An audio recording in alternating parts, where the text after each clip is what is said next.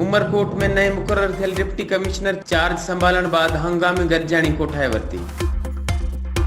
उमरकोट ज़िले जे नए मुकर्रर थियल डिप्टी कमिश्नर चार्ज संभालण बाद अवाम खे रिलीफ ॾियण लाइ सरगर्मियूं तेज़ करे छॾियूं। मुख़्तलिफ़ खातनि जे आफ़िसरनि सां हंगामी गॾिजाणी। रिलीफ फराहम न कंदड़ कामोरनि ख़िलाफ़ कार्रवाई जो फ़ैसिलो।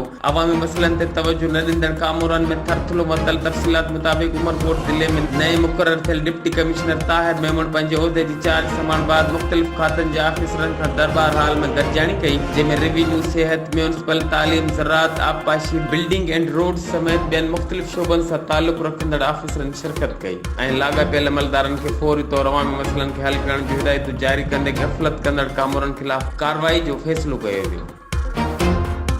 HRJDO न्यूज़ ते वक़्त ताईं बस एतिरो ई। तफ़सीली ख़बरनि लाइ विज़िट कयो असांजो YouTube चैनल HRJDO न्यूज़।